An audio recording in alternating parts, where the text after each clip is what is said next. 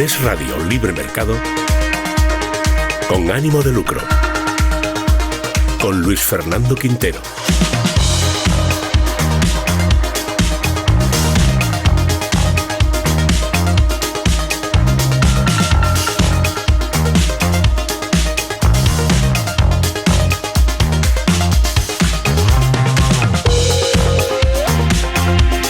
¿Qué tal, amigos? Muy bienvenidos un día más a Con Ánimo de Lucro. Ya saben, un espacio de información y análisis económico de confianza, un oasis para la economía entendida desde el lado correcto de la historia, desde la defensa de la libertad, la prosperidad, la propiedad privada y el respeto a la búsqueda de la felicidad. Una coletilla que introdujimos precisamente en este programa porque nos gustaba cómo venía redactado en la Constitución de los Estados Unidos. Estados Unidos que hoy es más noticia que nunca después de haber abandonado muchas de esas banderas que han hecho del país lo que hoy es.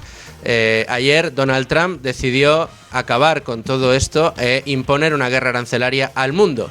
Y ni siquiera da la sensación de que lo que está detrás de esa intención es precisamente acabar con los aranceles en el mundo y que sea el libre comercio lo que establezca las relaciones entre los distintos países. No, lo que hay es un afán de proteccionismo que se ha traducido en una guerra que a saber hasta dónde nos llega. Los mercados han reaccionado ya, lo han hecho a la baja y hoy Con Ánimo de Lucro vamos a hacer un programa un tanto especial porque lo que tenemos por delante es una guerra que ha iniciado quien parecía que quería ser el mejor amigo del comercio y se ha convertido en uno de sus mayores enemigos. Donald Trump ha pasado de ser una gran promesa para la prosperidad en el mundo durante el periodo electoral a convertirse en el mayor enemigo de del libre comercio, la libre empresa y la libertad de movimientos de bienes y capitales en todo el mundo con esa guerra arancelaria. ¿Qué vamos a hacer hoy? Un programa especial en el que vamos a tener una charla largo y tendido con uno de mis compañeros de redacción que se ha convertido en un gran entusiasta de una obra que hoy viene muy a cuento, que es Los enemigos del comercio de el fallecido Escotado, que en paz descanse. Vamos ya con Jesús, vamos con los enemigos del comercio y analizaremos también lo que ha sucedido en Estados Unidos. Con ánimo de lucro. La economía española va como un cohete. La economía española va como una moto. Keynes está más vivo que nunca. Con Luis Fernando Quintero.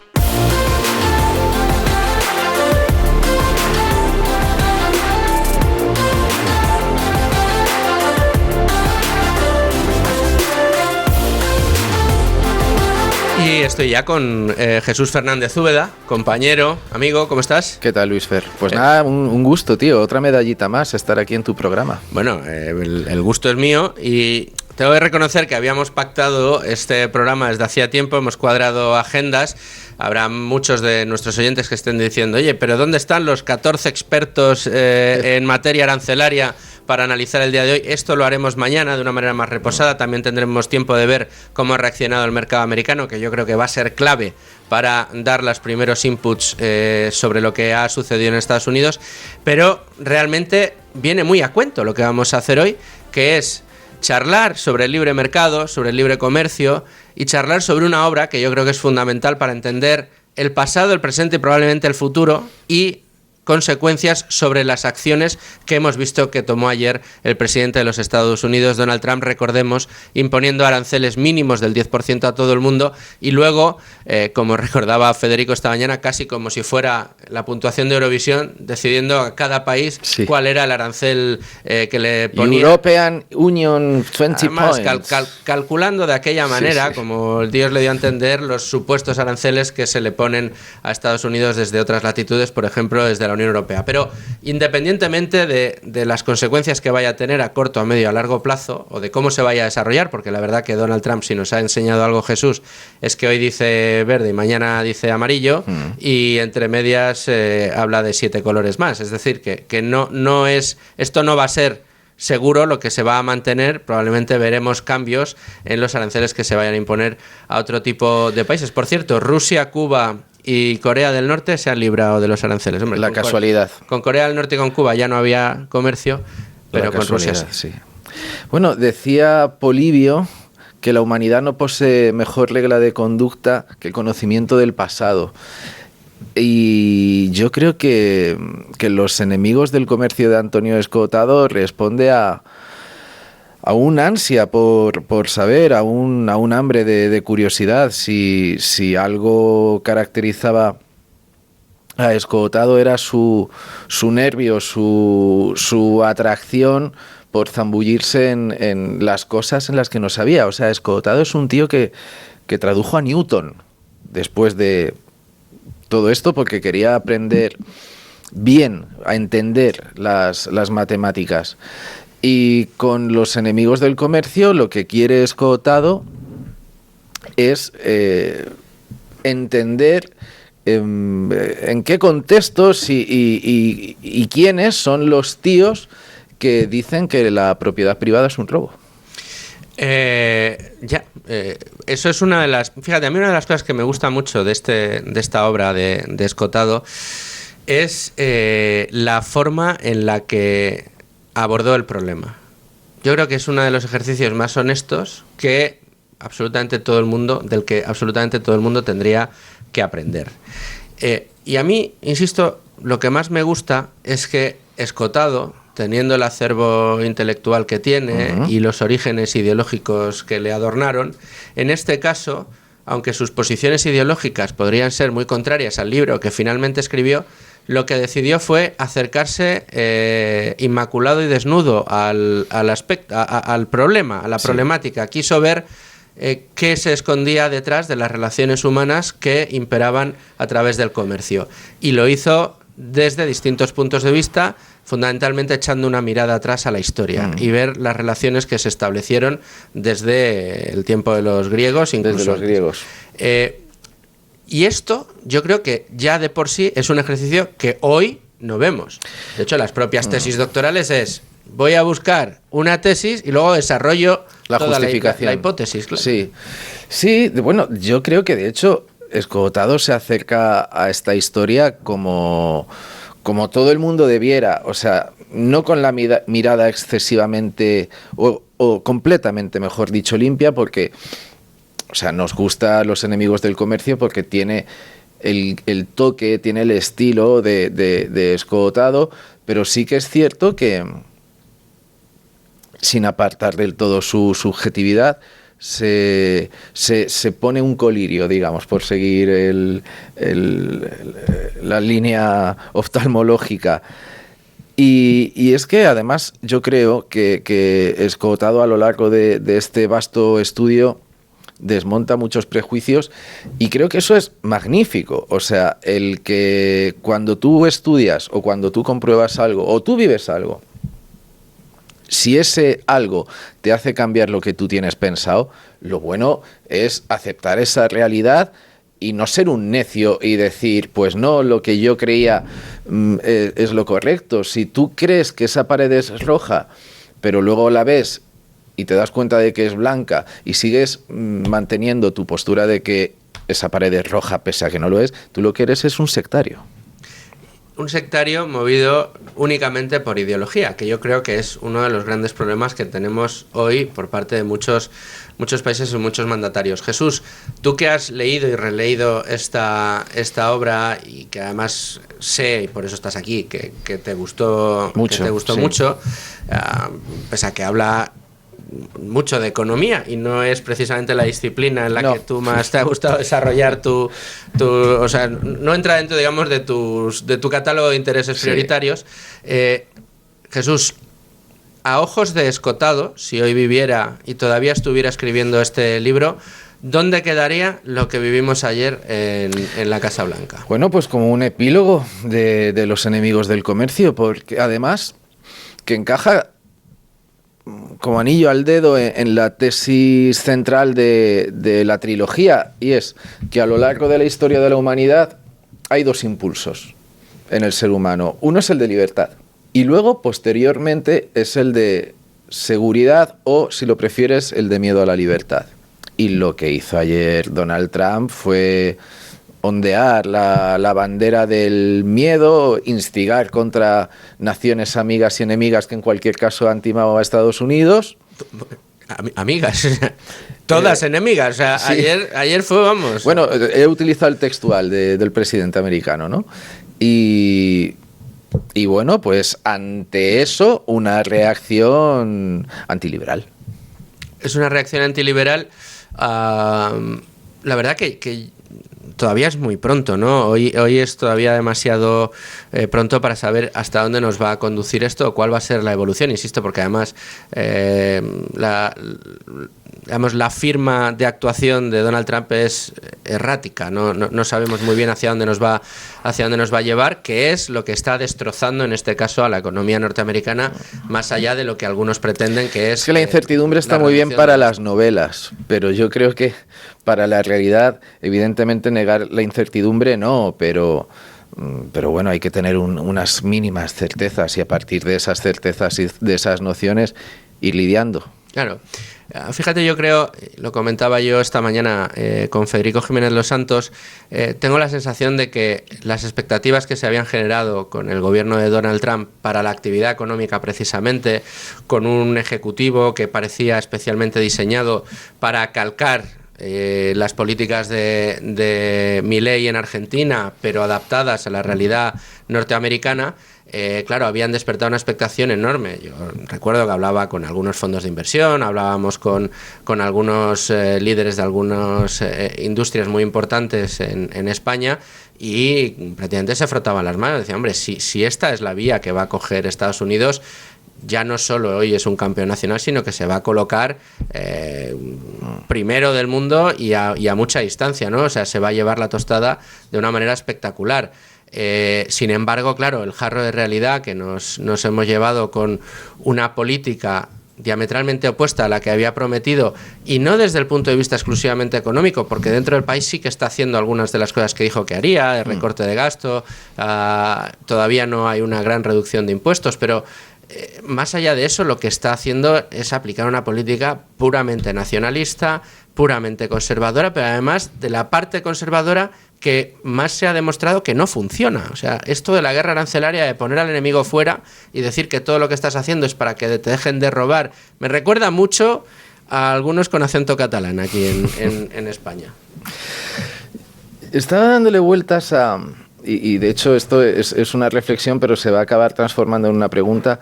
Estaba dándole vueltas a una de las tesis principales de Escotado en Los enemigos del comercio, y es que el comunismo o los protocomunismos siempre surgen en épocas de bonanza. Es una tesis muy interesante. Por ejemplo, llega Julio César y abre, digamos, las políticas comerciales de Roma. Es cuando surge el Homo Novus, creo que eran Homo Novus, que no es el hombre nuevo del marxismo, es el empresario. Se le empieza a llamar así, y al poco es cuando empiezan a proliferar las sectas pobristas, la más relevante, desde luego, para nosotros, surge en una provincia de la que surge, vamos, o sea, eran los pobristas, bueno, los de Juan el Bautista, que yo no me acuerdo, sí. y de ahí, bueno, tema cristianismo y demás. En el siglo XIX, con la revolución industrial, con el crecimiento del urbanismo, bueno, pues Comuna de París, y en 1848 Marx y Engels lanzan el Manifiesto Comunista. A principios del siglo XX, bueno, pues es cuando estalla el gran comunismo, ¿no?, de la Unión Soviética y demás. Pero en principio los datos macro, ¿no?, dicen que la cosa no va del todo mal, pero a nivel micro, desde la última crisis, digamos que bollantes precisamente no estamos. Y de repente ha brotado es que no, evidentemente no me atrevo a llamarlo comunismo, ¿no?, pero bueno, digamos este populismo híbrido, este estatismo, ¿no?, populista, que mezcla cosas de la izquierda y de la derecha. Y no sé hasta qué punto, en una época, no sé si de depresión, pero sí de bajón económico, ético, moral, incluso anímico, desde el punto de vista de Occidente, tiene sentido que Trump o las ideas de Trump proliferen, porque no solo está pasando en Estados Unidos, está pasando en Europa. Fíjate, yo creo que no estando, digamos, las variables macro en su mejor momento, sí es verdad que tenemos... lo podríamos llamar un trampantojo de prosperidad. Y es un trampantojo de prosperidad que después de la crisis y la depresión que se vivió a finales de la primera década de los 2000, con el estallido de la burbuja inmobiliaria, la crisis subprime y después la consiguiente crisis financiera que ahogó, secó completamente los mercados de crédito en todo el mundo, nadie se fiaba absolutamente de nadie, y fue pues el momento en el que aquí vimos colas en los comedores sociales en España, porque se había quedado muchísima gente en el paro, y fue un momento terrible en el que además muchísimas familias no solo se quedaron en el paro, sino que se quedaron atrapadas en hipotecas absolutamente imposibles de pagar, etcétera, etcétera. Era fruto, veníamos de un periodo en el que los bancos centrales habían reducido de una manera muy importante los tipos de interés. Esto que siempre se recuerda en España, de que aquí nuestros padres pagaron las hipotecas al 19, al 20%, y después de repente las empezamos a pagar al 3 o al 4%, que en cierto modo es un avance, pero sin ese cierto modo lo que significa es que se abarató muchísimo el acceso a la liquidez y se empezaron a hacer cosas que no se debían hacer, pues aquello de financiar el 120% de las hipotecas, que fue lo que nos llevó, lo que nos condujo a la famosa crisis subprime. ¿Qué se hizo para tratar de salir de esa crisis financiera? Tumbar de nuevo el valor del dinero. Si antes que te costaba un 17% endeudarte para comprar una vivienda y luego un 3, un 4, un 5%, de repente no te costaba nada.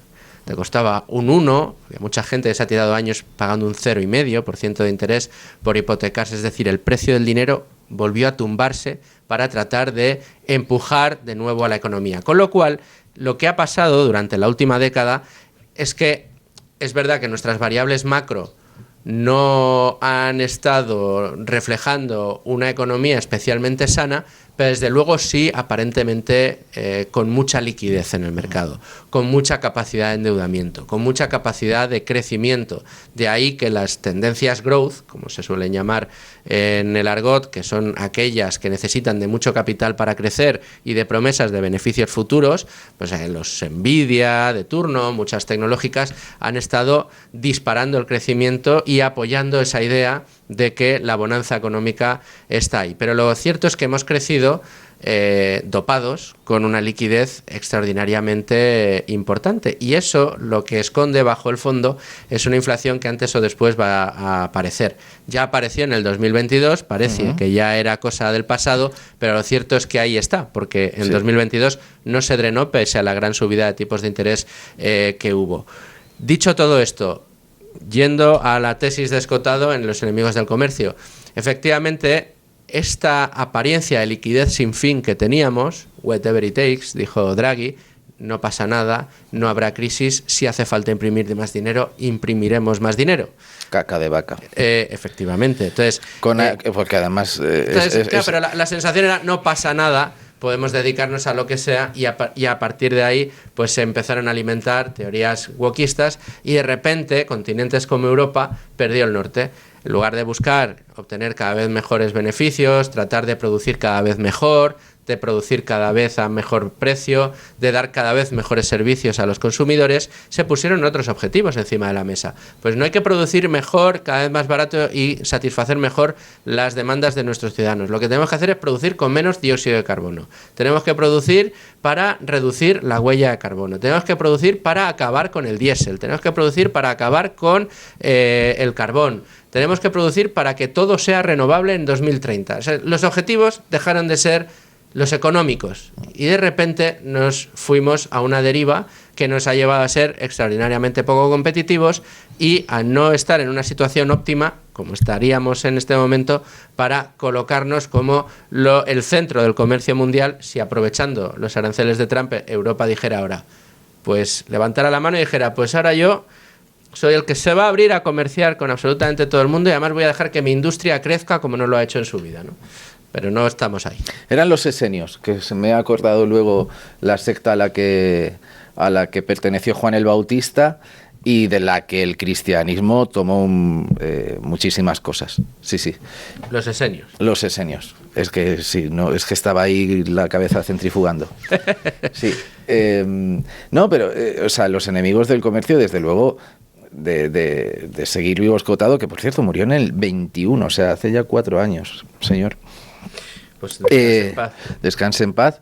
Estoy convencido de que hubiera tenido un capítulo con el tema del wokismo y otro capítulo con el tema de Trump, porque los woks, o sea, pues al final, dulcificándolo, ¿no? Pero siguen aquello que decía Lukács de que hay que aterrorizar al mundo para salvarlo, ¿no? Y aquello de Gorky de que por la fuerza te va a llegar la felicidad. Evidentemente ahora no se puede utilizar un discurso tan violento o tan férreo, tan sólido. Estamos en tiempos de liquidez. De hecho, yo creo que todos estos vaivenes de Trump, pues al final también es que creo que ha entendido la lógica de los tiempos y de que el ayer vale muy poco hoy, desde luego va a valer menos mañana. También ha entendido muy bien la lógica de estos tiempos Pedro Sánchez, porque, o sea, iba a decir a la hemeroteca me remito, pero Pedro Sánchez está de sobra vacunado contra la hemeroteca. Y lo dicho, o sea, es gente que quiere imponer su versión de la realidad, su versión, no sé si acomplejada, pero sí desde luego mesiánica, a la realidad.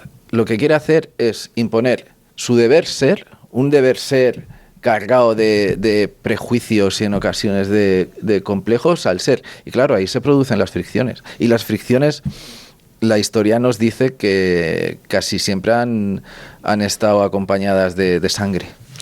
En esa historia de la humanidad que se narra en esta trilogía de constante lucha entre la pulsión por la libertad y la pulsión por cercenar la libertad que ha estado presente en el ser humano desde su propio origen, ¿quién crees que ha ganado más batallas a la luz de lo que nos cuentas? Evidentísimamente la libertad.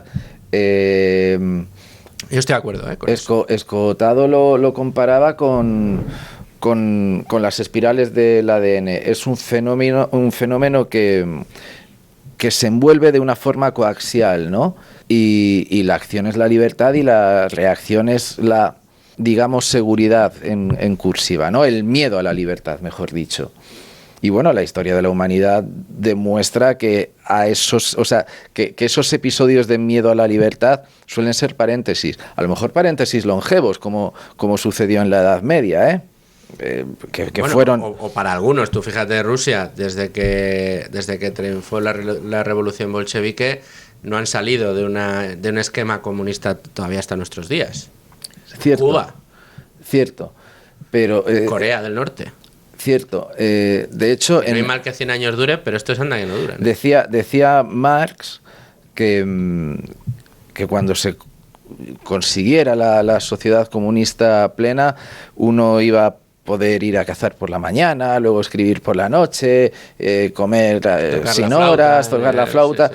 Pero en cambio Lenin decretó el trabajo obligatorio y o aceptabas y o te morías de hambre o te ibas a hacer, claro, al gulag, a trabajos forzados.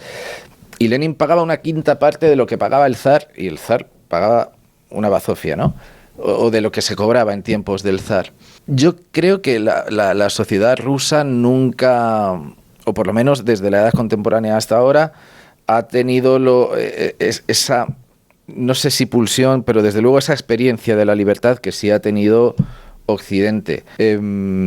Los enemigos del comercio es un libro muy centrado en el viejo mundo y en lo que sucedió en Estados Unidos a partir de las colonias inglesas. Liberal. Sí, justo. No se mete mucho Escotado. Creo que en el primer libro había algún capítulo en el que abordaba, pero muy someramente, Japón, China y estas cosas, pero y creo que en el último, porque te estoy hablando de memoria, es que el último lo leí en 2017, creo que hablaba de China, pero no estoy del todo seguro. Sé que en el último abordaba mucho el tema de la Unión Soviética y de los posmodernos, ¿no? De lo que vino después de aquel mayo en el que se dijo que se conoció tanto carnalmente, ¿no? Pero no sé a dónde iba. Bueno, a ver, una de las cosas que lo de Rusia. Sí. Entonces, en Rusia no lo sé. En Occidente, desde luego, creo que la libertad a lo largo de la historia ha ganado a ese miedo a la libertad. Bueno, de hecho, yo creo que si la humanidad ha avanzado en todos los aspectos, es decir, hoy, por mucho que... se produce muchas veces una cosa, Jesús, yo creo que tú y yo, si no lo hemos hablado en redacción, un poco le ha quedado para hacerlo. Siempre se produce esa nostalgia de que el pasado fue mejor en todas las generaciones. Sin embargo, lo que está demostrado es que hoy se vive mejor de lo que se vivía antes en muchos aspectos. Es verdad, dices, no hombre, antes el sueldo del padre de familia permitía vivir tranquilamente a toda la familia, irse de vacaciones, tener 2 coches y no tener más problemas. Quizás eso sí, en lo que es cuestión monetaria, ahí podríamos abrir otro melón y dedicarle otras 2 horas. Pero sí es verdad que los avances tecnológicos, los avances técnicos, que ha permitido precisamente, y yo aquí es lo que pongo, yo creo que es lo que defiende Antonio Escotado en este tratado, en esta trilogía, es que todos esos avances se deben al genio que significa o que entraña el ser humano, puesto en relación con otros y con las reglas del libre comercio encima de la mesa. Porque al final el libre comercio básicamente de lo que trata es de que hay personas que detectan que otras personas tienen unas necesidades y que él sabe cómo resolverlas mejor que otras. Entonces pone esas soluciones en el mercado y el resto de personas las compran. Y las otras personas solucionan otras necesidades. Y de la competencia por solucionar cada vez más necesidades del ser humano es de donde se van produciendo avances. Que hoy en Madrid, con una máquina y con internet de alta velocidad, puedas operar del corazón a alguien en Singapur, pues parece ciencia ficción, pero es una realidad, ¿no? Sí, o sea, pues quizá volviendo a lo que estábamos hablando antes, que precisamente por eso lo de Trump tiene sentido, porque en general las cosas están mucho mejor. Líbreme Dios de frivolizar, pero los pobres hoy están gordos y tienen un teléfono móvil mejor que el mío. Que soy un cateto para la telefonía móvil. Los pobres del mundo desarrollado. Los pobres del mundo desarrollado, efectivamente. No, lo que está claro es que, y lo demuestra Escotado, a mayor libertad, a menor regulación, a menor intervención del Estado, de los nobles o de los poderes eclesiásticos, etcétera, etcétera, la sociedad prospera. El ser humano en general es capaz de prosperar. El ser humano prospera. La Edad Media, desde el punto de vista económico, empieza a iluminar, como las vidrieras de las fabulosas catedrales, con una semilla pequeñita, que son los burgos. Y como los burgos se van asociando y van comerciando, etcétera, etcétera. O sea, sin esos burgos no hubiera habido, creo, esa explosión cultural y ese germen, por decirlo de alguna forma, ese embrión. Si los burgos son el cigoto, yo creo que el embrión del liberalismo surge en el Renacimiento, ¿no? O sea, Adam Smith no queda tan lejos. Pero claro, o sea, es que... Pero el discurso que se ha impuesto siempre, Jesús, ha sido el del miedo a la libertad. Claro, porque decir, avanzar... El discurso imperante es el de que el capitalismo es malo, que el libre comercio está lleno de fallos, el mercado, que hace que se produzcan terribles desigualdades. Es verdad, y aquí fíjate, el presidente de Argentina tiene una teoría de lo de la trampa, que se llama la trampa neoclásica, que básicamente es negar de plano que existan fallos de mercado.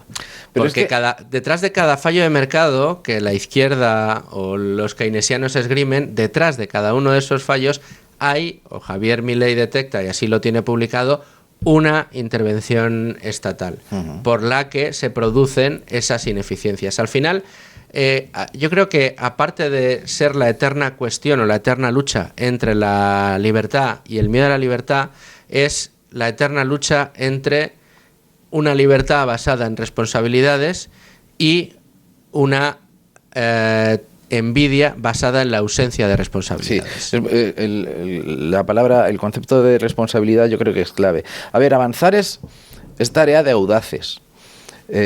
Igual el ejemplo es idiota, pero tú has jugado al Age of Empires.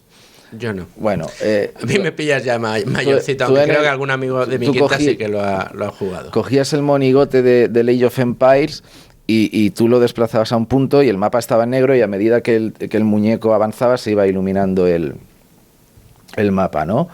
Avanzar puede dar vértigo y a la vez también puede dar éxitos. Y quienes no avanzan pueden mirar eso con admiración, pero también con envidia, y eso puede generar frustración. Y también con miedo, o sea, con miedo en plan, pues, no, ¿para qué te vas a montar en una carabela y vas a tirar océano pa'lante si hay un abismo? Si es que no hay otro mundo, si es que la Tierra no es plana, si es que os vais a despeñar, ¿no? Bueno, pues la historia avanza gracias a los audaces. Lo que pasa es que el ser humano, pues igual las escrituras tenían razón y no está libre de pecado, y pues los audaces están también temiblemente abrazados por los que tienen miedo. Si es que, o sea, de hecho, esgotado entre los enemigos del comercio 2 y los enemigos del comercio 3, creo, publicó una compilación de textos, de artículos que se llamaba Frente al miedo. El miedo yo creo que es el gran demonio paralizador de la especie. Puede ser el demonio paralizador y el abono para el tirano.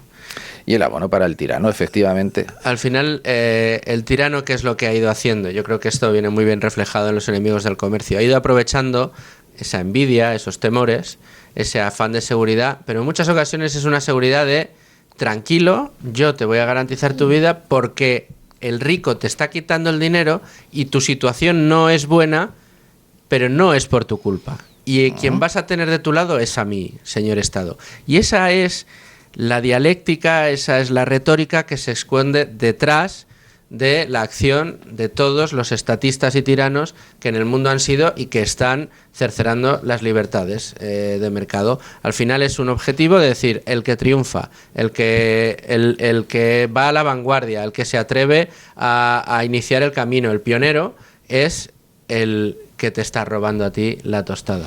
Hablan de la economía como un juego de suma cero y atacan las libertades de comercio, arrogándose en este caso la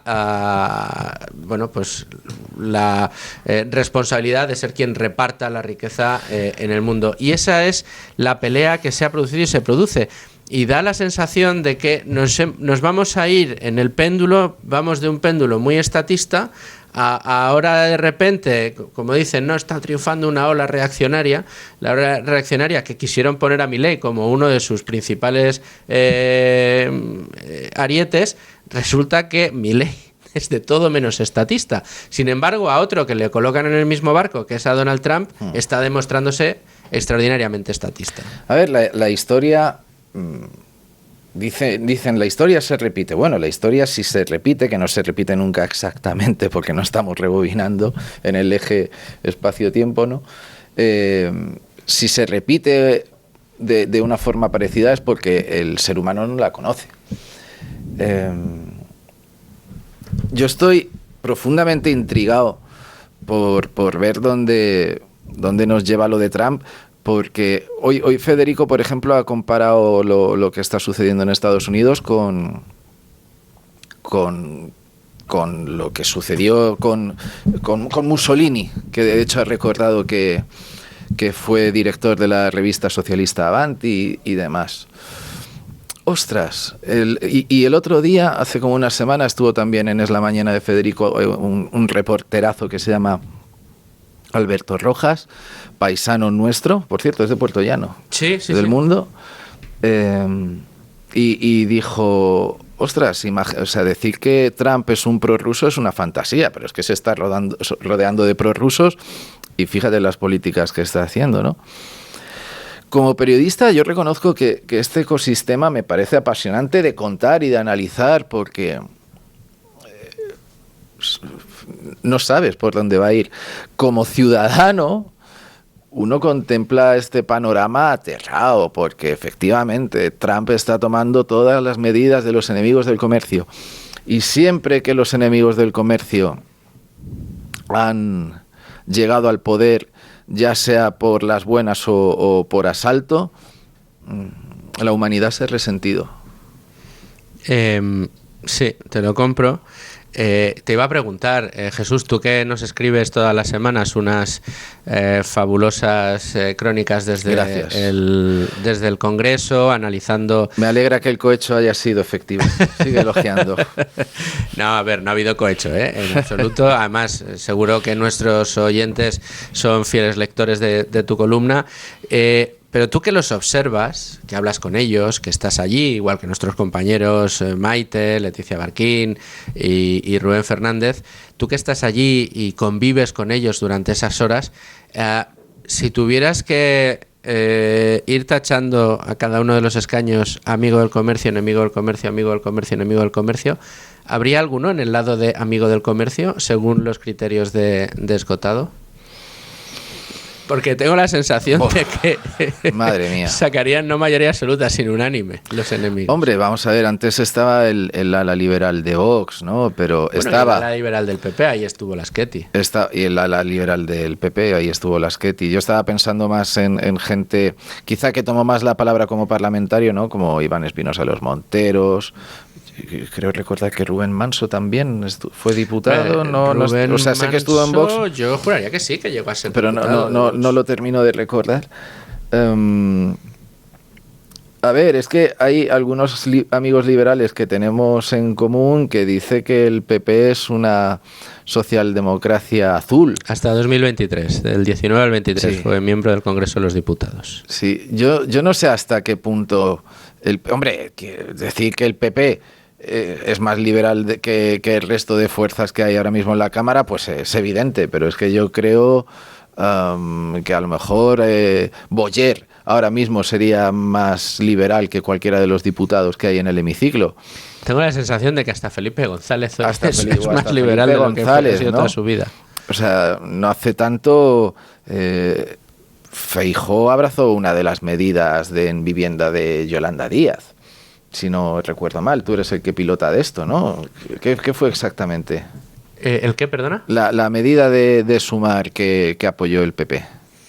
La medida de sumar que apoyó el PP fue el salario mínimo, que yo sepa. ¿Y no hubo previamente algo de vivienda o algo así? Me pillas, sí, me pillas, no recuerdo. Me quiero sonar. ¿Enemigo del comercio? Bueno, pues... O amigo del comercio. La verdad es que no me atrevería a señalar a ninguno. O por lo menos con conocimiento de causa. O sea, creo que hay gente que se proclama liberal en el comercio, pero que en el fondo son socialdemócratas con gaseosa. Socialdemócratas con gaseosa. Mira, me ha gustado esa manera de referirte a ellos. Otra pregunta que tenía yo para ti en el día de hoy, Jesús, era si crees que precisamente por venir de la izquierda o por tener muchos admiradores dentro de la izquierda además más reaccionaria en España, sí, Escotado puede haber influido para bien en muchos de estos con esta obra, que se hayan acercado a ella precisamente porque admiran a Escotado. Lo dudo. Lo dudo. Una cosa es que lo valoren intelectualmente, otra cosa es que haya influido. Para preparar esta sección o para refrescar un poquito los enemigos del comercio, bueno, ayer me viste que me llevé los tochacos a la redacción y los estuve hojeando. he estado viendo una entrevista que le hizo Pablo Iglesias a Escotado Sí. en su programa de Público. Y es una entrevista cordial y uno se da cuenta de que Pablo Iglesias sí valora, o sea, valora intelectualmente el esfuerzo de Escotado, la tesis de Escotado, pero no la comparte y en el fondo la considera contraria a su realidad, ¿no? A su visión de la realidad. Creo que habrá gente que la haya valorado, que la haya compartido, que haya calado, no. ¿Por qué, no lo creo. cuesta tanto en un No lo mundo, creo. en el mundo en el que vivimos tan polarizado, Jesús? ¿Por qué cuesta tanto dejar nuestros sesgos ideológicos a un lado a la hora de tratar determinados temas? ¿Por qué estamos constantemente tratando de construir una realidad alrededor de lo que nos rodea que confirme las tesis que abrazamos? Bueno, pues porque yo creo Por que... herencia familiar o qué sé yo. Vamos a ver, aquí hay un sujeto y un objeto. El sujeto está intentando convertir a la sociedad en una sociedad de masas y en una sociedad de masas enfrentadas. La gente que cree en un partido, o mucha de la gente que cree en un partido, que milita en un partido, se toma el asunto como los Ultrasur con el frente, contra el Frente Atlético, ¿no? No hay un mínimo de razonamiento, de procesar la mercancía que te venden, ¿no? Eso por parte del objeto, o sea, al objeto le sirven un plato y se lo traga sin rechistar. Y por otra parte, es que para el sujeto es muy rentable tener masas ovinas con muy mala leche, que están dispuestas a... No sé hasta qué punto, porque yo no veo a estas masas dando la vida por ninguna causa, porque al final están muy bien y si una vez termina la manifestación vuelven a casa y piden algo por Uber y se ven alguna serie de Netflix. Y si la sangre llegara al río de verdad... Mientras consultan Instagram en justo, su iPhone. Si la sangre llegara al río de verdad, a esos privilegios se desaparecen y renunciar a eso es complicado. Pero como no creo que llegue la sangre al río... O sea, están dopando a un hámster que cada vez corre más deprisa por su rueda y de ahí la energía y de ahí el mantenimiento y de ahí la, comillas, prosperidad de esos nuevos tiranos. Nuevos tiranos, me ha gustado también. Estamos apuntando una serie de expresiones que yo creo que nos van a venir muy bien. Jesús, de toda la obra de Escotado, y quería que fuera contigo con quien habláramos de esto, pero precisamente porque tienes un acercamiento, digamos, desde fuera de la órbita económica, o sea, que Manu Llamas, Domingo, Soriano, yo mismo, Bea, estamos todos los días encerrados en números, leemos prensa económica, leemos casi prácticamente exclusivamente ensayos económicos y estamos metidos dentro de esa vorágine. Abrimos a veces la puerta, dejamos entrar un poco la política y luego volvemos a encerrarnos en nuestro mundo. Pero yo quería comentarlo contigo, aparte de que eres un buen compañero, un buen periodista y un ávido lector, precisamente porque creo que me darías un input un poco, que es lo que me estás dando, desde fuera de quien está empapado, digamos, de estos temas todos los días. Si te tuvieras que quedar con 2-3 ideas de lo que has aprendido con esta obra de Escotado, ¿con cuáles te quedarías? No, creo que te las he dicho. La tesis principal, que es que el miedo a la libertad surge en épocas de bonanza y prospera en épocas de bonanza. 1, 2, no sé... o sea, es un fenómeno que no cesa. O sea, desde Grecia, desde la invención de la democracia, hay épocas en el que ambos fenómenos se maridan, como decías, Escotado, como en una cadena de ADN, no se entiende uno sin el otro. Y 3, los fenómenos mesiánicos son muy peligrosos. quienes quieren imponer el deber ser frente a un ser muy evidente, ojo, cuidado. Otro gran pensador, José Ignacio del Castillo, que tenemos la suerte de contar con él en este programa. Precisamente hoy, como vamos a hacer un programa especial, no estaremos con él, pero normalmente un jueves sí y un jueves no, cuento con él para hablar sobre Argentina, que a ambos nos apasiona, y es un seguidor muy fiel de todo lo que está suponiendo esta gran apuesta liberal que implica el señor Milei dentro de Argentina. Pero en una charla con otros liberales, además era así porque era uno de estos días en los que nos juntábamos unos cuantos que estamos aquí un poco empeñados en estas ideas, sí que comentaba José Ignacio, el profesor José Ignacio, algo que va muy bien con esto que estabas comentando tú de la tesis principal sobre la llegada de ideas estatistas, comunistas, en épocas de bonanza, ideas contrarias a las ideas de la libertad, ¿no? Y va muy a cuento de un dicho muy popular, pero que tiene mucha razón de ser, ¿no? Él lo relacionaba con el mito de Osiris. Y decía que la bonanza o el bienestar que había llegado con Osiris pues había despertado las envidias de su hermano Set. Entonces viene Set, se carga a Osiris y coge las riendas del mundo y vamos. Entonces le preguntamos, pero José Ignacio, ¿y en qué momento nos encontramos, no? ¿Están ahora matando a Osiris? ¿Están ahora descuartizando a Osiris? Y dicen, no, Set ya está al mando ahora mismo en el mundo.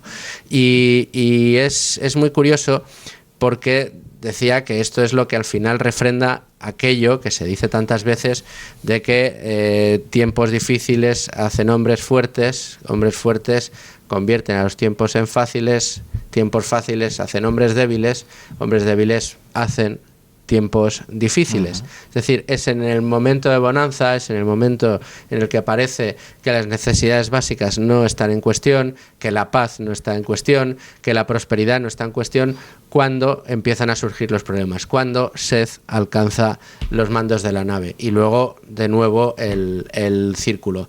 ¿Compartes un poco la visión que nos trasladaba José Ignacio a este grupito de liberales? Absolutísimamente. Y añado dos cosas. Punto número uno, lo que acaba siendo a lo mejor un fenómeno de masas, en general suele partir de un solo tío o de un grupo mínimo social. O sea, Marx y Engels eran dos.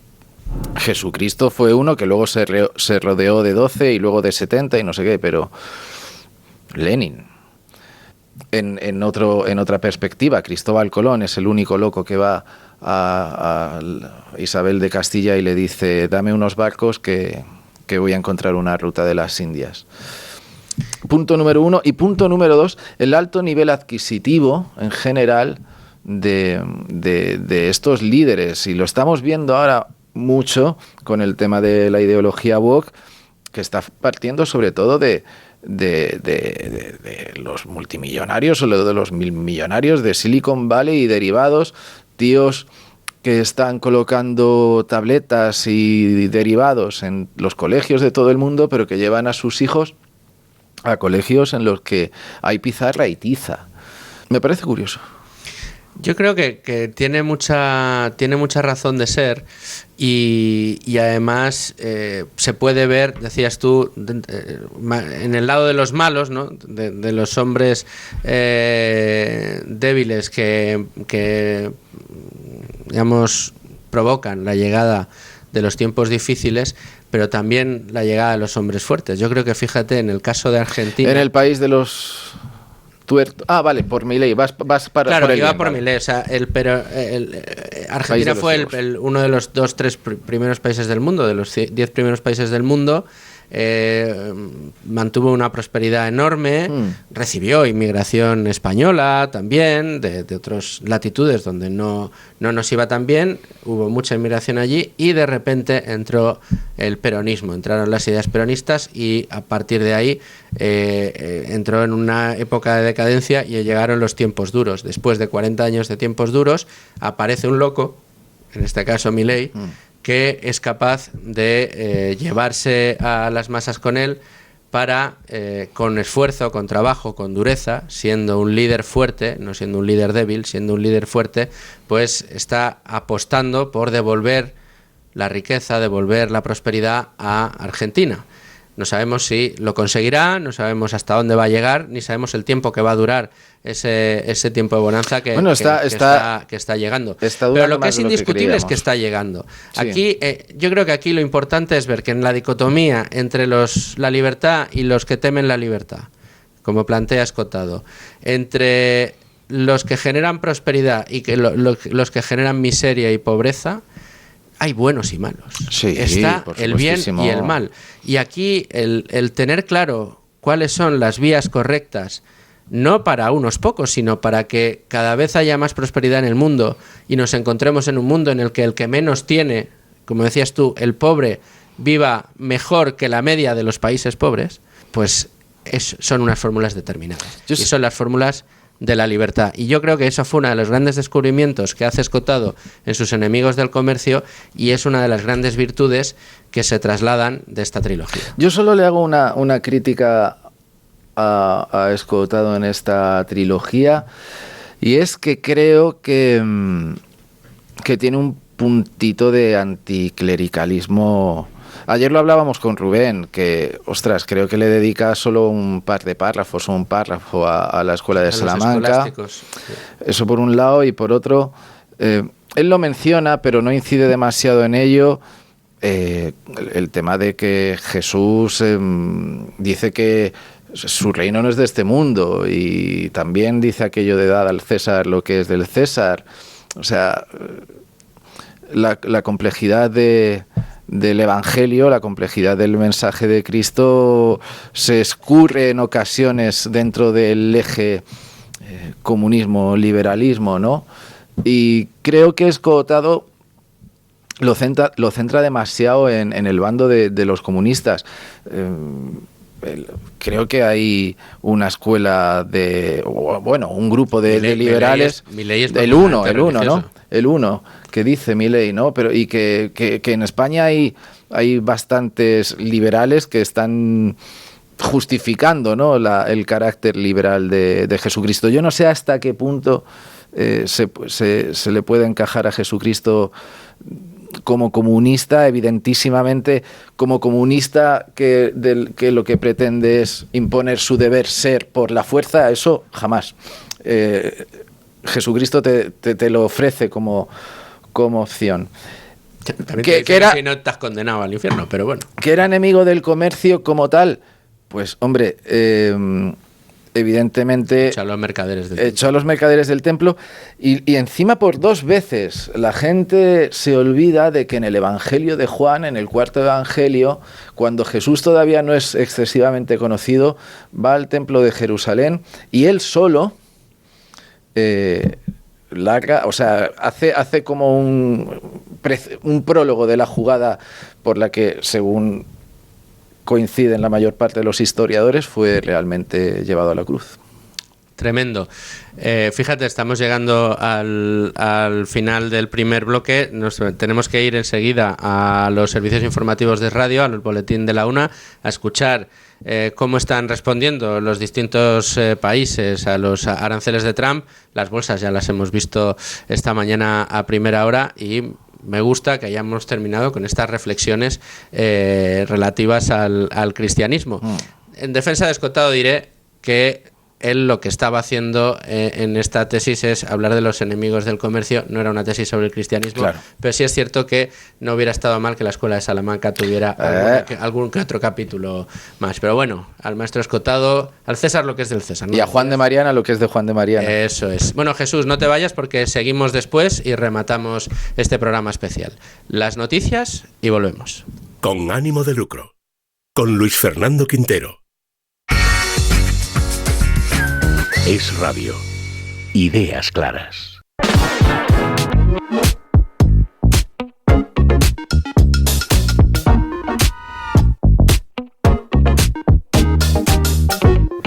Continuamos Con ánimo de lucro, y en este programa especial en el que estamos hablando de, por un lado, todo lo que sucedió en el día de ayer, esos aranceles anunciados por Donald Trump, de los que estamos conociendo las reacciones, ahora nos las contaban en los servicios informativos de radio, y por otro, analizándolo en paralelo con una obra de la que teníamos muchas ganas de hablar y que hemos pensado que era el mejor día para hacerlo, con alguien que además la tiene muy bien estudiada y no pertenece a la órbita económica, con lo cual pues nos da una visión, yo creo que muy interesante para el análisis del día de hoy.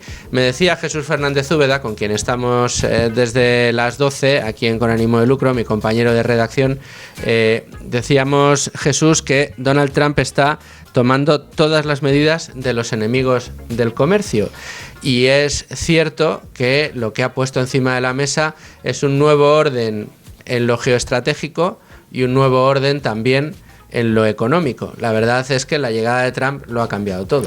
Sí, o sea, está convirtiendo el mundo en una pintura negra de Goya, en un agua fuerte de Goya. Pero reconozco que igual estoy frivolizando, que para un periodista como yo al menos es mucho más interesante describir Saturno devorando a sus hijos que el nacimiento de Venus.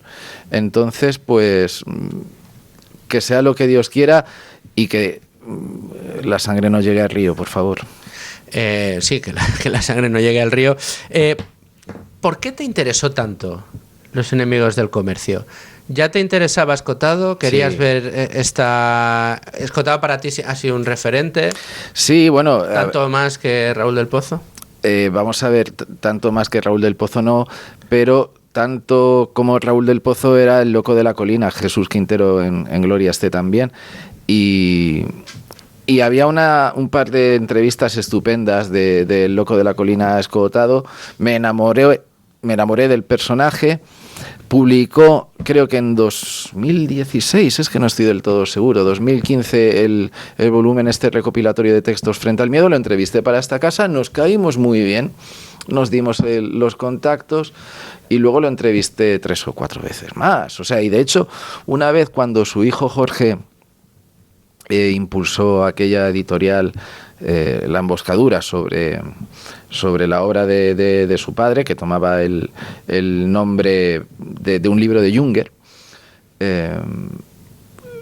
no por Navidad, pero como en los días previos de Navidad, un día quedamos expresamente para cenar y para pasarlo bien y decir tonterías y ciscarnos en los enemigos del comercio y de la droga, aunque yo no tiro mucho de química alegal al menos, ¿no? Porque esa es otra cosa interesante. Escotado decía que las drogas no tenían que ser ni legales ni legales. Y él decía, es como si legalizas los micrófonos o legalizas las sillas, ¿no? Pues, o sea, ¿por qué tienes que legalizar algo? Porque sí, ¿no? O sea, y apelaba de nuevo a lo que tú has utilizado, a la responsabilidad. ¿Tú crees que de las reflexiones sobre las drogas y su ilegalidad es de donde empieza a tirar el tema de los enemigos del comercio? Y yo te diría que sí. Oye, porque tiene mucha relación. Te diría que sí, no recuerdo bien por qué, pero eso lo contaba en Frente al Miedo, que decía que me lo voy a inventar un poco, sé que no es así, pero que al final las drogas y el comercio estaban unidos por el miedo. Uno, un miedo interior, y otro, un miedo exterior. Jesús, de tus encuentros con Escotado, ¿cuáles fueron los momentos que viviste o que mejor recuerdas? Bueno, hubo... ¿Qué de su personalidad te...? No, era un tío generoso con una conversación que era un tsunami, o sea, conversación, bueno, no sé si conversación, o sea, era como quedarse a escucharle, ¿no? Tú simplemente le dabas una pregunta y él te daba un mundo. Y hubo la primera vez que lo entrevisté para Hacenda, casi estuvimos a punto de morir. ¿Perdón? Porque, pues no sé, quedamos a lo mejor a las 4 o a las 5 para la entrevista, acabamos a las 9:30, ya no había trenes o buses. ¿Desde dónde era? ¿Dónde vivía él? Era... ¿Por la sierra? Por la sierra, sí. Era una urbanización por Torrelodones, no recuerdo. Parque Lagos. Parque Lagos. Y entonces dice, bueno, os acerco al Cercanías. Y el buen señor en su coche se saltó, no sé si un stop o un ceda al paso, y en una rotonda un tío estuvo a punto de estamparlo. Lo vi tan cerca que en esa décima de segundo yo pensé, bueno, si nos hubiera dado, él se hubiera llevado la peor parte, ¿sabes? Y... Bueno, anecdotario. Anecdotario, sí. Anecdotario. Me gustaría recomendar a todos nuestros oyentes que acudan a las entrevistas que le hizo Jesús Úbeda, busquen por Jesús Úbeda, Jesús Fernández Úbeda, no nos vamos a olvidar de tu padre, en el nombre. Además, con lo que te quiera a ti. Muchas gracias, hombre. Y yo a ellos. Jesús Fernández Úbeda, Antonio Escotado, ahí las encuentran. Y también me gustaría reseñar, porque creo que viene muy a cuento, y yo creo que a la luz de lo que estamos viendo y de lo que estamos viviendo desde Estados Unidos, viene muy bien también revisitar las entrevistas que le hizo Federico Jiménez Los Santos, sí, en YouTube, claro, a Antonio Escotado, precisamente por los enemigos del comercio. Los enemigos del comercio. 3 entrevistas muy completas, muy largas, de más de una hora, en la que reconozco que es una delicia y es un incunable ya para nuestra generación, la de ver dos mentes tan preclaras, sí, como la de Escotado y la de Federico Jiménez Los Santos, con las vivencias, el pasado de cada uno de ellos. El gusto de aprender. Es que, de verdad, yo creo que la gente se está perdiendo un mundo tirando tanto tiempo frente a una pantalla o haciendo el ganso en TikTok y esas cosas. Pero el hecho, también es cierto que depende del maestro, ¿no? Pero, carajo, cuando hay alguien que sabe transmitir sabiduría y te hipnotiza, ¿no? Es uno de los mejores placeres que a mí se me ocurren en la vida. Sí, sin duda alguna, así lo es. Y en este caso, pues 2 maestros, ¿no? Federico Jiménez Los Santos, qué decir de él. Bueno, nuestros oyentes y nuestros telespectadores le conocen de sobra, pero bueno, pues es una de las mentes más privilegiadas en España. Y otra de esas mentes privilegiadas era la de Antonio Escotado. Es más, si añado 2 personas juntas de esa categoría hablando de un tema tan importante. ¿Cuál sería la conversación que tendrían hoy Antonio Escotado y Federico Trump, después de lo que vimos Trump ayer? Y woke, sí. Pero quiero decir una cosa más. Hay que calificarlos de divertidos. O sea, leer a Escotado y escuchar a Escotado y qué decir de Federico, ¿no? O sea, es que uno se lo pasa muy bien y se ríe, y parece que divertirse, cuando alguien habla de diversión, los más puretas, los saduceos, ¿no? Como que tuercen el hocico. Oye, pues se puede divertir uno mucho aprendiendo. Hombre, que si te diviertes aprendiendo. Federico siempre hablaba de que él tuvo que vacunarse del comunismo y que su propósito era el tratar de conseguir que alguna que otra generación como la mía no necesitara pasar, digamos, por el mal para llegar al bien, y que, digamos, él sirviera de vacuna para evitar el paso por el revolucionarismo de los comunistas. ¿Es esta obra de Los enemigos del comercio una buena vacuna para evitarse el estatismo imperante? Sí, lo que pasa es que yo creo que el estatismo imperante no, o sea, trasciende las vacunas, y yo creo que a veces requiere incluso de amputaciones, ¿sabes? Sí. Metafóricamente hablando, por supuesto, ¿no? Pero bueno, estaba pensando ahora que por ejemplo, Jorge Drexler, el cantautor y un tío, hasta donde yo sé, de izquierdas, fue muy amigo de Escotado y valoró mucho los enemigos del comercio.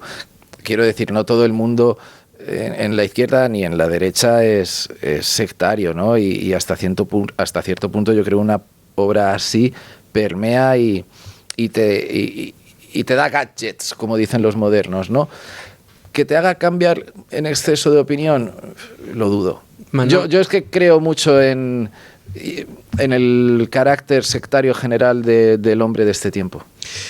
Y si cogemos un tomo de La memoria del comunismo traducido al inglés, porque en español no lo va a leer, y un tomo o una colección, una trilogía de Los enemigos del comercio traducida al inglés, y lo mandamos a la Casa Blanca, ¿crees que creo que no va a leer algo? ninguno.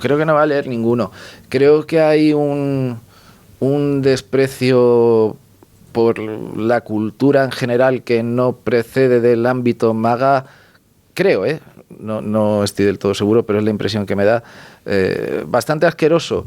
No seré yo quien aplauda el refuerzo del Estado, ¿no? Pero que se haya eliminado el Departamento de Educación, mire, una cosa es, yo qué sé, eliminar duplicidades, librarse de chiringuitos woke y demás, pero yo creo que tocar las cositas de educación en un mundo en el que la gente está tan mal formada, no, a lo mejor se inventan otra cosa y es aún mejor y yo me quito el sombrero, pero digamos que es una medida que me hace torcer el hocico. Jesús Fernández Úbeda, muchas gracias por estar aquí, muchas gracias por ayudarme a encontrar esa interpretación de lo que estamos viendo en Estados Unidos a la luz de esta obra de Escotado, de los enemigos del comercio, en un día en el que yo creo, si había un día este año para tratar de este libro, era hoy. Bueno, yo creo que exageras, pero bueno, muchísimas gracias. Un gusto. Y querido Jesús, te seguimos leyendo en Libertad Digital, escuchando en La Trinchera, también estás con Las Ovejas. No bendito sea. Tenía yo envidia, digo, tenía que estar conmigo algún día. Sí. Pues esta medallita para mi historia. ¿Tú tienes ánimo, eres de con ánimo de lucro o eres de sin ánimo de lucro? Yo con ánimo de lucro estoy hipotecado, ¿qué te crees? Bueno, pues entonces tienes que prestar mucha atención a la entrevista que viene a continuación. Ole. Vamos a hablar de inversiones, de ahorro y de unas alternativas extraordinarias a día de hoy para el mercado. Y le decía a Jesús, que ya se ha marchado, que tenía que prestar mucha atención en la entrevista que tenemos ahora, porque si todos los días les recuerdo que tienen una alternativa fantástica para encontrar rentabilidad, en este caso en renta fija y en el negocio inmobiliario, con importantes rentabilidades, con unas garantías hipotecarias detrás y además participando de lo que es el negocio inmobiliario y en periodos de tiempo relativamente cortos, entre un año y medio, dirán ustedes, me está hablando de Cibislen, efectivamente Cibislen. Así que tengo conmigo a Agustín de Cibislen. ¿Cómo estás, Agustín? Muy buenas, Luis Fer, que te ha encantado Agustín estar aquí. Vara de Rey, que te agradezco mucho que estés con nosotros, uno de los responsables de desarrollo de negocio en Cibislen y pues todos los días le decimos a nuestros oyentes, hay una alternativa para exponer su cartera al negocio inmobiliario, para ahorrar a través del negocio inmobiliario y no necesitas comprarte una casa. Entonces ahí es cuando ya empiezan los problemas. ¿Pero cómo puedo sacar buenas rentabilidades, incluso más de las que históricamente ha sacado el negocio inmobiliario sin necesidad de comprarme una casa? Pues mira, lo voy a enlazar con lo primero que has empezado, con la inversión pasiva y a corto plazo, porque justamente la mejor manera de explicarlo es con la practicidad, y en este caso tenemos un proyecto que se abre ahora en una hora, a las 12, que es corto plazo, y de esto suele haber pocos, porque normalmente, como tú has dicho, un año y medio es lo normal, 12, 18 meses como mucho, pero tenemos uno a 10 meses. Es decir, y esto no suele ser habitual, y es a 10% anual, a 10 meses, entonces se queda un 8,33%. Un 10% a 10 meses. O sea, 8,33% de rentabilidad en 10 meses. Fíjese ustedes, ¿no? Las colas que había en el Tesoro en el Banco de España para poder comprar letras del Tesoro. ¿Te acuerdas? Sí, Hace unos meses, un año, cuando subieron mucho los tipos de interés, todo el mundo iba a comprar letras a 6 meses, 7 meses, un año, para conseguir un 4,5%, un 5% de interés. Aquí estamos hablando de una inversión en 10 meses nos puede llegar a dar un 10%. Pero claro, Agustín, habrá quien diga, pero esto tiene truco. Vamos a explicar cómo funciona y ver dónde está el truco, si es que lo hay. Pues mira, no hay truco. Esa es la parte más interesante del modelo de negocio de Cibislen, que al final es un crowdlending inmobiliario, que a lo mejor la gente no entiende el concepto crowdlending, pero bueno, es un préstamo al promotor, ¿vale?, para desarrollar pues un proyecto inmobiliario, ya sea una compra de un suelo, un desarrollo de una vivienda, residencial, reforma. En este caso, el proyecto que se abre en una hora se reforma. No, en una hora no, me has dicho a las 12, ya está abierto. Ya está empezando a quedar poco, así que entren en cibislen.com y consigan la oportunidad. Pues como te decía, efectivamente, oportunidades como estas, cada vez estamos sacando más, no tan a corto plazo, estas de las pocas que podemos lanzar a 10 meses, esto no es lo normal, pero Pero como tú dices, no hay trucos. Es que esto es muy sencillo de entender. Esto es un préstamo que le damos al promotor y esperamos una rentabilidad a cambio, como te hace cualquier banco, cualquier persona que da un préstamo. Si en este caso nosotros le pedimos una rentabilidad al promotor para que el inversor pueda rentabilizar su dinero a través de un préstamo que lo hace a través de Cibislen, que es nuestra plataforma. Y esto, la gente dice, bueno, ¿y qué aval tiene o cómo está protegido? Bueno, pues precisamente al ser inmobiliario hay un activo detrás. Este activo es la propia garantía, es garantía hipotecaria, porque en el caso que no ha pasado todavía, eso es importante decirlo, en más de 100 proyectos, en el caso de que un promotor no pagase al final del préstamo, bueno, pues tenemos una ejecución, o sea, ejecutaríamos la garantía hipotecaria y bueno, pues como siempre decimos, de malas se malvende, porque es algo, nosotros trabajamos siempre con un loan to value, es decir, un préstamo frente al valor del activo de tasación de en torno al 50%. Entonces eso es una maravilla. Si nosotros prestamos 2 millones, el activo vale 4, pues siempre decimos, mira, si no paga el promotor, de malas lo vendemos a 3. Claro. Pero aquí cobra todo el mundo y sus intereses también. Entonces, esa es la garantía hipotecaria. Esa es la garantía hipotecaria. Y además se puede ejecutar de manera muy rápida. Mira, una cosa que yo creo que es muy importante, lo habéis explicado otras veces que habéis venido aquí, pero yo creo que es muy importante que la gente lo sepa, porque en muchas ocasiones es donde el típico comentario que te hace el listillo de ya, pero ¿y por qué va un promotor a pagarle un interés a Cibislen del 15, del 16% cuando los bancos están ofreciendo créditos a intereses mucho menores? Porque no todas las fases de un proyecto inmobiliario están financiadas por los bancos, y por eso es necesario que el mercado dote de actores que ofrezcan esa liquidez, esos créditos, digamos, esas ventanas de liquidez para determinadas fases de distintos proyectos en el negocio inmobiliario donde no tienes el favor del banco. Efectivamente, o sea, un banco, por ejemplo, no entra en la compra de un suelo. Ahí no, ni se mete. Y a veces incluso pide que haya ya un 70% comercializado antes de dar un préstamo. Y luego, además, esto no es nada raro, es decir, siempre se ha hecho con inversores privados, inversores institucionales, potentes. Lo que pasa es que con 2, 3 inversores, incluso 1, y aquí lo que se ha conseguido es el mismo concepto, pero con miles de inversores al mismo tiempo, con pequeñas inversiones que hacen el mismo efecto.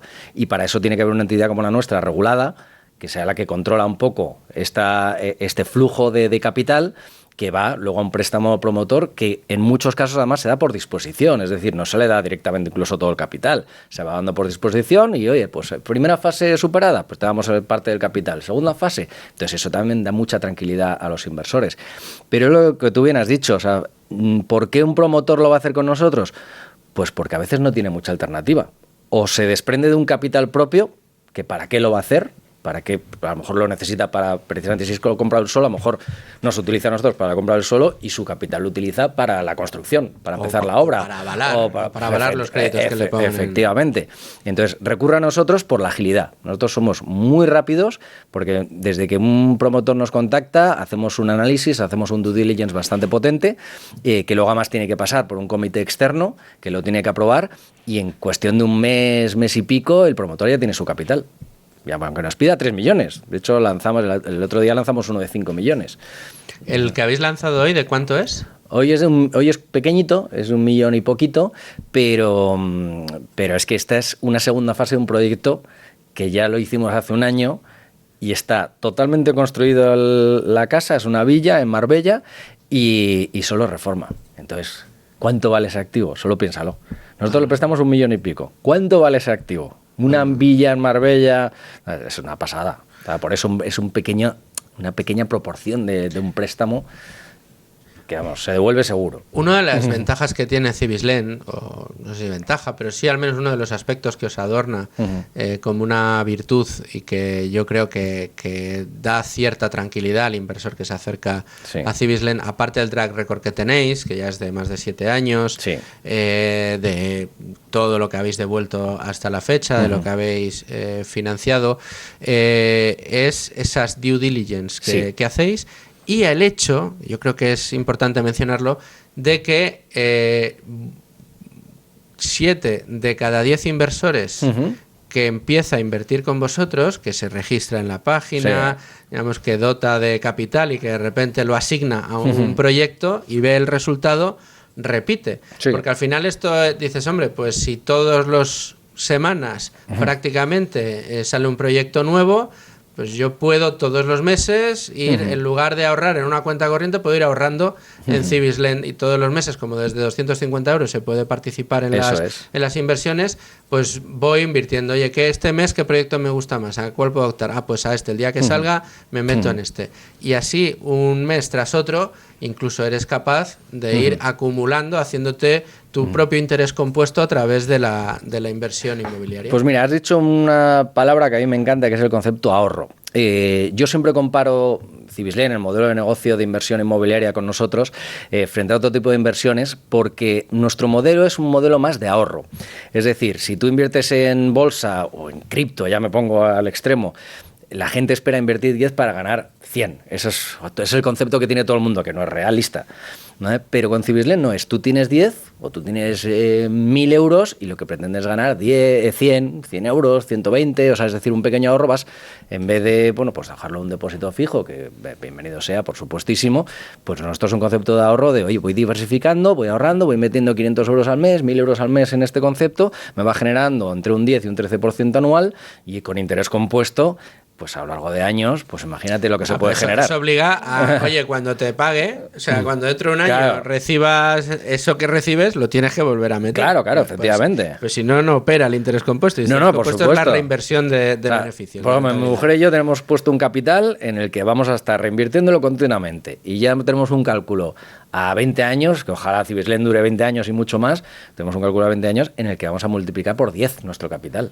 Hombre, claro. Solo con el interés compuesto. Claro, es que el interés compuesto es como funciona. Y si estáis además dotando vuestras inversiones de unas rentabilidades de doble dígito, entre el 10 y el 15, algunas, pues que se quede una media del 11, del 12%, pues que eso es doblar cada 3-4 años. Eso es, mi rentabilidad está ahora mismo en un 11,86% de media, entre todos los proyectos que he invertido. Luego, esto es una cosa que además en Tu Dinero Nunca Duerme siempre decimos, y en Con Ánimo de Lucro, por supuesto, también. Y es que dices, 7 de cada 10 que invierten con Cibislen repite, ¿no? Eso ya tal, el track record que tenéis. Y luego, un concepto que nos encanta, skin in the game. El equipo de Cibislen invierte en Cibislen. Ah, bueno, sí, por supuestísimo. Bueno, nosotros nos emocionamos, de hecho, invirtiendo. Casi hasta nos picamos. A ver, ¿quién invierte más? ¿Quién invierte tal? En este tal. Intentamos invertir en casi todos. Obviamente ya ha llegado un punto en que le hacemos tanto proyecto que es imposible. Pero sí, claro que invertimos. Y encantados, además, felices. Y esto es... No, pero es que es muy importante.